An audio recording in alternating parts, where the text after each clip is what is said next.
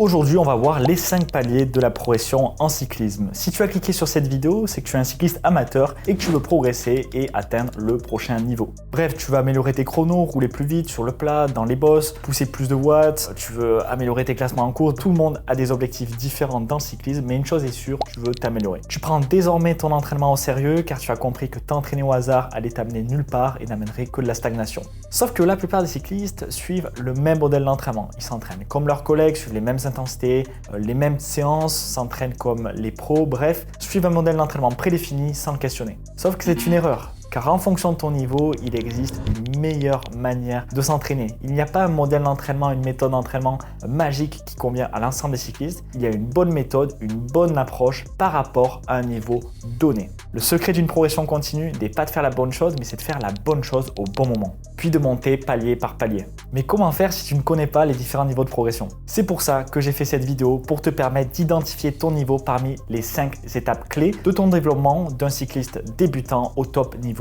amateur. Pour faire simple, ton niveau correspond à ton volume d'entraînement annuel, tes années de pratique et tes records de puissance en watts et en rapport watts par kilo. Donc ce que je vais te montrer n'est pas un modèle figé. J'ai essayé du mieux possible à partir de tous les cyclistes amateurs que j'ai vu passer, à partir de toutes mes connaissances en matière d'entraînement et de coaching, mais il se peut que tu sois entre deux niveaux. Il se peut que tu aies déjà des records de puissance de niveau 3 alors que tu as un volume d'entraînement de niveau 1. Alors je t'invite à faire preuve de discernement et à identifier ton niveau à partir de tout ce que je vais te donner dans cette vidéo. Ce n'est pas un modèle figé, mais tu verras, tu vas sûrement te reconnaître dans une de ces situations. Bref, vous allez tout comprendre. Le but de cette vidéo est de, premièrement, identifier le niveau dans lequel vous vous situez. Et à partir de cela, je vais vous donner les outils de progression, la méthode à suivre par rapport à ce niveau pour passer au niveau suivant. Et une fois que vous y serez, vous pourrez utiliser les nouveaux leviers de progression adaptés. Si tu es nouveau sur la chaîne, je suis Antonin. J'ai créé la science du cyclisme il y a 4 ans pour démocratiser l'approche scientifique de l'entraînement en parallèle de mes études dans les sciences du sport, de mes recherches scientifiques personnelles, de ma carrière d'athlète et de mon travail de coach. J'accompagne les cyclistes depuis 4 ans désormais à travers mes programmes de coaching et programmes de formation. Bref, on est parti. Je t'invite à suivre la vidéo. On va passer au niveau 1. Allez, on est parti pour voir les différents niveaux les uns après les autres. On commence avec le niveau 1, le niveau débutant. Donc, vous avez 1 à 2 ans de vélo, vous vous entraînez 150 à 300 heures par semaine, ça représente 3 à 6 heures d'entraînement semaine, et vous avez une AFTP en dessous de 3,5 watts par kilo. Encore une fois, vous ne cochez peut-être pas les 3 cases, peut-être que vous êtes plus avancé sur l'AFTP, peut-être que vous avez déjà plus de volume malgré que vous débutez en vélo, je ne connais pas votre passé sportif, peut-être que vous avez fait du haut niveau en trail et vous avez déjà un bon niveau d'endurance. Donc, soyez sûr de regarder l'ensemble des niveaux et à partir de tout ça, vous allez comprendre dans quelle catégorie vous vous situez. J'essaye de généraliser pour parler au plus grand nombre de personnes. Donc, vous débutez le vélo, c'est vos premières années. Les clés de cette étape, c'est de rouler librement sans capteur, d'habituer vos muscles et tendons à l'exercice du pédalage, de varier l'intensité naturellement avec le relief du circuit et de ne pas vous prendre encore la tête avec l'entraînement, chercher à tout mesurer. À ce niveau-là, vous manquez encore de capacité physique, donc c'est difficile de rester à basse intensité par manque de puissance. Votre profil physiologique est dit encore faible, ce qui fait que dès que vous allez passer dans des bosses un peu longues, vous allez rapidement monter à haute intensité et ça sera très difficile pour vous, voire impossible, de rester dans les basses zones de puissance. Se concentrer sur le développement de la technique et l'adaptation du vélo, ça reste la clé à ce niveau-là. Alors les seuls indicateurs, c'est la régularité, l'augmentation progressive du volume, le plaisir pris, l'exploration. Moi, ce qui m'a motivé quand j'ai commencé le vélo, c'était aller découvrir de nouvelles routes, faire des circuits de plus en plus longs. C'est ce qui doit nourrir votre motivation au début. Ça ne doit pas être encore le contrôle total de ce que vous faites, car il y a en réalité peu d'intérêt à ça. À ce stade, seules les valeurs de volume hebdomadaire en heures et de régularité doivent vous intéresser. Pas besoin de capteur encore, si vous en avez un c'est génial, vous pouvez commencer à collecter des données, mais pas besoin de suivre des séances précises encore. Cette phase d'exploration libre est essentielle pour préparer votre corps aux prochaines étapes. Vous allez commencer à construire les fondamentaux qui vous permettront de tirer les bénéfices de l'étape 2. Donc la passion doit être au maximum à ce moment-là, tout ce que vous allez faire vous fera progresser, alors balayez l'ensemble des intensités sans compter. Quand on débute, le moins de stimulus va vous être bénéfique, une séance en extérieur, avec votre club, avec beaucoup de variations d'allure, ça vous sera bénéfique, mais au bout d'un moment, vous allez voir que vous allez stagner. C'est pour ça qu'on va passer au niveau 2. Les conseils plus que je vous donne, c'est par exemple de faire du VTT, d'apprendre à être souple sur le vélo, c'est passer du temps en dehors de la route. Moi, j'ai commencé par le VTT par exemple, et je sais que ça donne une bonne base technique. Et si vous faites que la route, faites de la technique devant chez vous, apprenez à tourner, à naviguer avec fluidité. On ne veut pas être raide sur le vélo, droit comme un i. En réalité, les cyclistes qui ont commencé jeunes sont passés par les écoles de vélo, ils savent piloter, ils sont allés sur leur vélo. Et même si vous commencez tard, faites ces exercices. N'ayez pas peur d'être idiot à faire des 8 devant votre maison.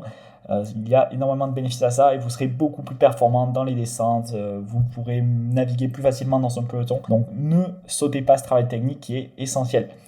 Voilà, vous ne voulez pas être raide, droit comme un i, comme certains cyclistes, comme on peut voir par exemple sur certaines courses. Vous voulez être bon et à l'aise sur votre vélo. Donc voilà pour cette première étape, il n'y a pas grand chose de plus à dire. On va passer au niveau plus intéressant en avançant. Donc le niveau 2, c'est le niveau apprenti. Donc vous avez déjà 2 ans et plus de vélo. Votre volume a augmenté, vous êtes entre 250 et 450 heures à l'année, entre 5 et 9 heures par semaine. Votre FTP, elle est entre 3,5 et 4,5 watts par kilo. Donc à ce stade, c'est bon, vous savez faire du vélo. Vous savez piloter, votre régularité est acquise. Vous entraînez en moyenne 5-9 heures par semaine. Vous commencez à tourner en rond et c'est le moment de commencer à s'entraîner sérieusement. Car oui, si vous continuez à vous entraîner librement comme dans la première phase, vous allez forcément stagner. C'est pour ça qu'il faut commencer à s'entraîner et à paramétrer son entraînement à partir de ce point-là. Donc les clés de cette étape, c'est de commencer à polariser votre entraînement. Donc cette fois-ci, au lieu de rouler librement constamment, vous allez contrôler vos allures à basse intensité. Vous allez commencer à cibler votre zone 1 et votre zone 2 en évitant les grosses variations d'allure. Vous allez commencer à lisser vos efforts sur les sorties longues et vous allez inclure une séance de haute intensité régulière 1 à 2 fois par semaine en zone 4 et en zone 5 avec une approche intensive. Je vous renvoie vers le guide de la haute intensité publié la semaine dernière où je vous explique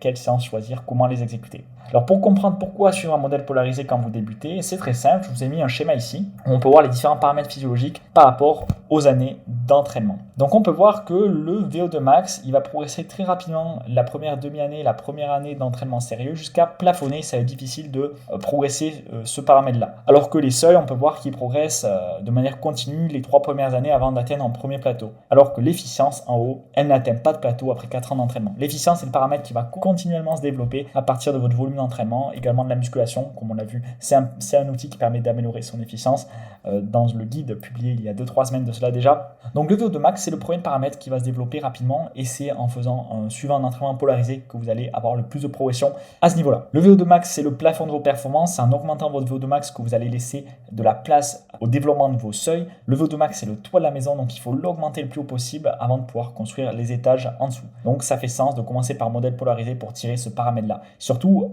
à ce niveau-là, encore au niveau apprenti, vous n'avez pas vraiment de zone intermédiaire. Vous avez 2 modes. Vous avez un mode basse intensité, un mode haute intensité. La zone d'intensité moyenne n'est pas encore bien formée, donc il y a peu de sens à s'entraîner sur cette zone intermédiaire-là. Donc, je vous renvoie vers le guide de la haute intensité, améliorer votre VO2 max sur ce niveau 2 apprenti. Une fois tous les 10 jours, vous pouvez prévoir une sortie fartlek en extérieur où vous laisserez passer par toutes les intensités sans compter. C'est des sorties libres que vous avez l'habitude de réaliser dans le niveau débutant où vous allez vous laisser votre intensité varier en fonction du circuit. Mais la priorité, c'est le VO2 max. Comme je l'ai dit, c'est le toit de la maison. Il faut le monter le plus haut possible pour pouvoir créer les étapes par la suite. Créer cette zone intermédiaire qui nous sera utile par la suite. Donc voilà, ici j'ai répété ce que je viens de dire un peu plus tôt. La zone intermédiaire n'existe pas encore pour vous. Vous avez seulement 2 modes, basse intensité, haute intensité. Donc vous devez alterner entre les deux et cette fois-ci, contrôler votre temps de travail entre les deux, comparé à la première phase où c'était complètement libre. Donc, on a passé cette phase. Maintenant, ça devient vraiment sérieux. Vous avez 2-3 ans et plus de vélo derrière vous. Votre volume annuel est de 450 à 550 heures. Votre FTP, elle est désormais entre les 4 et 5 watts par kilo. Vous sentez, vous commencez à stagner. Les séances de haute intensité ne vous apportent quasiment plus de bénéfices. Il est temps de faire évoluer votre entraînement. Donc, les clés de cette étape, c'est de continuer à augmenter votre volume total. L'augmentation du volume annuel, c'est une constante. Vous devez constamment augmenter votre volume annuel saison après saison qui va assurer votre progression long terme. Vous savez que vous ne pouvez pas vous tromper en augmentant votre volume annuel. Mais cette fois-ci, vous devez suivre une approche extensive de la haute intensité. Zone 4, zone 5, au lieu de chercher à augmenter la puissance, vous diminuez de quelques watts et vous augmentez votre durée de séance. Vous étirez vos blocs, encore une fois, voir le guide de la haute intensité. Et donc, vous allez maximiser votre temps passé à haute intensité au lieu de chercher à vous entraîner toujours de plus en plus fort. Vous commencez à inclure des blocs en zone 2 dans vos séances de basse intensité pour augmenter la charge en kilojoules et votre progression elle est relancée, votre VO2 max continue d'évoluer. Donc pour comprendre ce que je viens de dire, je vous ai fait une excellente vidéo sur le sujet où je vous montre les 3 clés de la progression en cyclisme avec notamment le fait de compter ses kilojoules, de traquer sa charge en kilojoules. Donc je vous mets la vidéo juste en dessous dans la description où si vous êtes dans cette étape, cette vidéo fera vraiment sens pour vous. C'est le moment où il faut commencer à compter les kilojoules, vous entraîner en zone 1 sur les séances de basse intensité, commencer à mettre des blocs de qualité en zone 2 pour maximiser le total de kilojoules et votre progression sera relancée. Vous avez également vos séances de haute intensité, vous allez plutôt cibler la zone 4 avec des intervalles plus longs. Bonus, si vous pouvez vous rendre en salle de musculation, c'est le moment de commencer un protocole de développement de la force, inclure de la musculation pendant l'hiver. Encore une fois, je vous renvoie vers le guide complet que j'ai fait à ce sujet-là. C'est le moment où vous commencez à être vraiment régulier, à avoir une pratique continue du cyclisme et ça peut valoir le coup d'activer le levier musculation pour améliorer votre efficience qui, comme on l'a vu, est un paramètre qui ne stagne jamais. Donc c'est le moment de prendre le wagon de la musculation également à cette étape-là. Donc voilà, pour résumer, si vous êtes au niveau 3, vous calibrez encore mieux votre entraînement, vous allongez vos durées,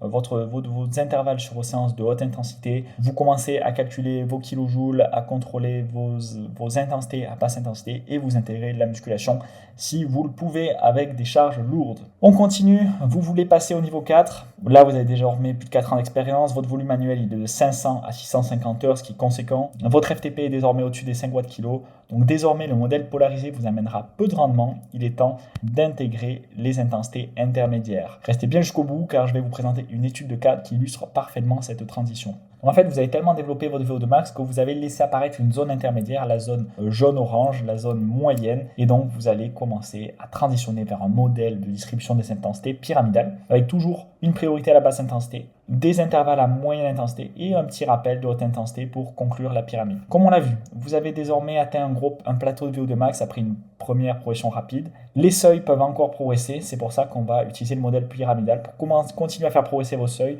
continuer à faire progresser votre efficience et passer un nouveau cap. Donc vous allez commencer cette transition vers un modèle pyramidal de description des intensités en intégrant de la zone 3, la zone intermédiaire. Le VO2 max n'est plus un facteur limitant et vous avez un potentiel important à exploiter entre les deux. Donc c'est en accumulant du travail dans cette zone que vous allez relancer votre progression. Donc vous allez commencer à construire les étages de la maison, à augmenter votre tolérance et votre temps de soutien sur cette zone intermédiaire qui sera décisive sur vos résultats en course, surtout en grand fond d'eau. On l'a vu avec le podcast avec Alexandre Abel, entraîneur d'AG2R mondial notamment. Et ce qui est intéressant, c'est qu'en passant sur un modèle pyramidal, vous pouvez dans certains cas observer une relance du VO2 max qui passe un autre palier. On va le voir avec l'étude de cas que je vous présente en fin de vidéo qui est très intéressant. Mais si vous êtes bloqué au niveau 3, il est temps de passer sur un modèle pyramidal et vous verrez que la progression va repartir. Encore une fois, la ligne de conduite de cette vidéo, c'est comprendre que ce n'est pas normal de stagner. Si vous stagnez, c'est que vous avez atteint la limite de votre niveau. Ce qui vous a amené à ce niveau ne vous amènera pas au niveau suivant. Il est temps de changer certains paramètres et de faire de nouveaux réglages. Donc les réglages à faire ici, c'est tout simplement intégrer de la zone 3 et diminuer le temps à haute intensité. Donc là, vous avez déjà passé ce niveau-là, vous voulez aller encore plus loin. Donc là, je m'adresse à de moins en moins de personnes en réalité. Le niveau 5, je l'appelle direction les 1000 heures, car au bout d'un moment, il n'y a plus de plateau à l'efficience. Donc on va continuer à améliorer cette efficience avec l'augmentation du volume total. Donc vous entraînez plus de 650 heures par an. Et là, le but, c'est d'aller chercher les 1000 heures de vélo annuel. C'est ce qui va vous amener une progression conséquente d'efficience sans compromettre votre progression de VO2 max et votre progression au niveau des seuils. Votre FTP elle est au-dessus de 5,5 watts par kilo à ce niveau-là. Et le point commun des meilleurs cyclistes amateurs, c'est un volume annuel très élevé du moment qu'on peut le tolérer bien sûr, d'où l'intérêt de monter niveau par niveau. Là, vous commencez à le comprendre, chaque niveau vous prépare au niveau suivant. Il y a une corrélation directe entre votre volume annuel et le niveau d'un cycliste. Le but est d'aller chercher 1000 heures d'entraînement. Ça, je ne le sors pas de mon chapeau, j'ai pu l'observer directement lors du podcast avec Julien Bérard, qui fait partie du top niveau amateur français, qui a eu d'excellentes places ces dernières années en cyclosportive. Vous pouvez retrouver le podcast sur la chaîne. Et bien lui, il s'entraîne en moyenne 1000 heures par an et c'est ce qui lui a permis d'exceller en cyclosportive. J'ai pu m'entretenir également un peu plus tôt dans l'année avec Mathia Gafouri, qui a été un finaliste de la Swift Academy, qui est passé désormais pro, qui avait des résultats exceptionnels chez les amateurs, des statistiques de puissance lunaire, et lui aussi il s'entraîne 1000 heures par an depuis quelques années, et c'est ce qui lui a amené un niveau conséquent. Donc les clés de cette étape, c'est déjà, comme rappel, à ce stade, le VO2 max n'est pas limitant, l'objectif est de développer des capacités aérobies infinies avec une augmentation du volume total, des ajouts d'intervalles longs en zone 2, un maintien des séances d'intervalles à moyenne intensité, donc voilà, en zone 3, et inclure des rappels de haute intensité. À ce niveau-là, faire des séances d'intervalles bien calibrées, ça perd un peu en intérêt. Il vaut mieux aller chercher par exemple des comme Strava, des efforts totaux, des efforts à bloc où vous allez pouvoir générer de nouvelles adaptations. Le problème de ce niveau, c'est que il faut des stimulus de plus en plus intenses, de plus en plus difficiles pour provoquer des adaptations. Donc faire de la haute intensité classique aura de moins en moins de bénéfices. C'est pour ça que je vous invite à faire des efforts complets et viser l'amélioration de la vitesse. Parce qu'au bout d'un moment, quand on s'entraîne autant, c'est pour être compétiteur, gagner des courses. Et donc en course, ce qui compte, c'est la vitesse. Donc apprendre à être rapide au lieu de simplement se concentrer sur la puissance. Le principal enjeu à ce stade, c'est la gestion totale de la charge, ce qui est considérable. Quand on s'entraîne 10 000 heures par semaine, c'est énorme. Ça ne s'improvise pas. Donc pour ça, il faut maximiser sa santé, sa nutrition, son sommeil, qui seront les clés de votre succès. C'est aussi valable pour les autres catégories. C'est juste que ça pardonne un manque de sommeil ou de mauvaises habitudes de santé pardonne beaucoup plus quand on s'entraîne 6-10 heures par semaine que lorsqu'on s'entraîne 1000 heures par semaine, ce qui fait du 20 heures semaine. Quand on s'entraîne autant, le moindre écart ne pardonne pas. C'est pour ça qu'il faut être très bon surtout les à côté. Donc encore une fois, si vous pouvez maîtriser les à côté depuis le début, nutrition, sommeil, récupération, faites-le, c'est ce qui vous permettra de passer les niveaux en parallèle de toutes les pratiques d'entraînement que je vous ai proposées aujourd'hui. Donc pour conclure cette vidéo, je voulais avant tout vous présenter l'étude de cas d'un footballeur passé cycliste pro. Donc c'est le cas d'un footballeur norvégien qui s'appelle Knut Anders Fostervold. Excusez-moi pour la prononciation, si vous êtes norvégien, j'ai pas du tout la bonne prononciation. Donc il faut savoir que ça a été un joueur de football professionnel dans la ligue élite norvégienne en 1994 jusqu'à 2002, mais une blessure au genou a mis fin à sa carrière à l'âge de 30 ans. Il a décidé de se reconvertir au cyclisme. Donc il était déjà très solide, il avait déjà une bonne base aérobie, mais après 15 ans d'entraînement en football au niveau élite, il a directement adopté un programme d'entraînement intensif sur le vélo avec un modèle polarisé. Donc pendant 2 ans et demi, il a suivi le même programme, 2-3 séances de haute intensité par semaine, avec 4 à 5 répétitions de 4 minutes à 95% de VO2 max. Il ciblait son record de puissance sur 6 minutes par exemple. Et le reste des séances, c'était des séances en haute zone 2, donc c'était proche du premier seuil. C'était des séances de basse intensité, mais tout de même intenses. Et il s'entraînait 10 heures par semaine. Donc il maximisait son temps d'entraînement avec beaucoup de qualité. Donc il a énormément progressé pendant ces 2 années et demie, mais derrière, il a stagné et il a voulu passer un cap. Ils ont fait une expérience avec le centre olympique norvégien où ils ont mis une armée de scientifiques norvégiens à sa disposition pour remoduler son entraînement pour essayer de relancer sa progression. Les changements. Son volume d'entraînement hebdomadaire a doublé, passant de 8 à 10 heures à 18-20 heures.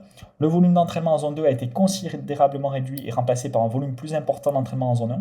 Donc au lieu de faire de la basse intensité intense, il a redescendu cette zone, il a redescendu d'une zone pour doubler son volume. L'entraînement en zone 5 a été remplacé par des entraînements en zone 3 et en zone 4, de sorte que le volume total d'entraînement à moyenne intensité a été à peu près doublé sans surmener la tête. La durée effective typique des séances d'intervalle est passée de 20 minutes à 60 minutes, par exemple 8 fois 8 minutes à 85-90% de FC max avec 2 minutes de récupération. Donc ici je vous ai mis 2 schémas qui montrent la distribution des intensités, le volume de la tête avant et après le changement de la méthode. Donc ici je vous montre la saison 2004 où on voyait qu'il faisait 45 minutes de haute intensité par semaine, pas de zone 4, 30 minutes de zone 3, 3 heures de zone 2 et 4h20 de zone 1. Et en saison 2005, seulement 5 minutes de zone 5, 40 minutes de zone 4, 1 heure de zone 3. Et là, il a baissé son temps en zone 2 et il a augmenté son temps en zone 1 de 10 heures par semaine. Donc son volume annuel, il est passé de 420 à 850 heures. Et derrière, je vous donne les résultats de progression. Donc ils ont suivi différents paramètres physiologiques sur les premières semaines de son protocole. Donc ils ont fait des tests pré.